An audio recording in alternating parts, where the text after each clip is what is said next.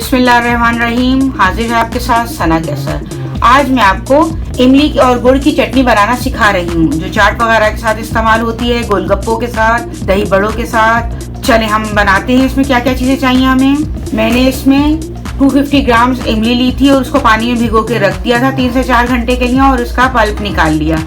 और ½ kg मैंने इसमें गुड़ लिया है, 1 चाय का चमचा नमक, 2 खाने के चमचे नींबू का जूस, और 1 चमचा जीरा, और 1 चाय का चमचा गरम मसाला, 1 चाय का चमचा कुटी हुई मिर्चें।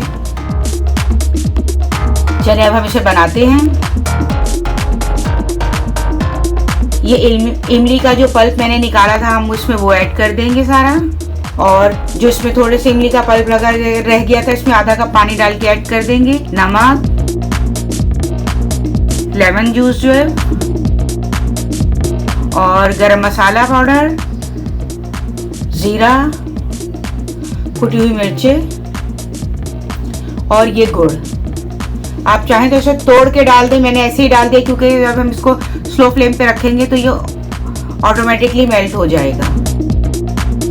इसे अच्छी तरह मिक्स करने के बाद हम इसको कवर करके रख देंगे तकरीबन 20 मिनट के लिए, 15 से 20 मिनट के लिए। ये देखिए 15 से 20 मिनट जैसे ही हुए, चटनी रेडी हो चुकी है। आप देखें कितना अच्छा इसका कलर आया और थिकनेस भी कितनी अच्छी है। ये डायबिटिक पेशेंट को भी नुकसान नहीं देगी। जो लोग चाट वगैरह के साथ खाना चाहते हैं वो ये इजीली खा सकते हैं इसको। ये देखिए कितनी अच्छी लग रही है। आप इसको घर में बना के फ्रीज कर लें।